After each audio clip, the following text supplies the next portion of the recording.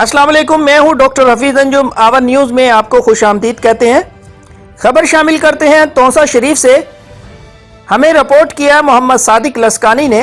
मोरखा 11 दिसंबर 2020 को तबई कॉन्फ्रेंस करशी वालों का तौसा शरीफ फूड क्लब में प्रोग्राम मुनकिद हुआ, जिसमें हकीम रफीक पिताफी ने बामफहूम तकरीर की और मसाइल को उजागर किया कि पंजाब में तबई डिस्पेंसरियों को फरसुदा करार देकर बंद कर दिया गया है।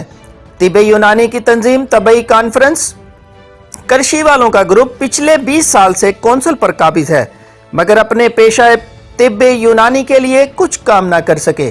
सिर्फ और सिर्फ कौंसिल के इलेक्शन के दौरान ये लोग सरगर्म हो जाते हैं। हकीम रफीक पिताफी ने इस अजीम और कदीम तंजीम तबई कॉन्फ्रेंस के सदर हाफिज मोहम्मद यूनस से दरख्वास्त की कि पंजाब की तबई डिस्पेंसरियों के मसाइल को तरजीही बुनियादों पर हल करने के लिए एक खसूसी विंग तश्कील दी जाए।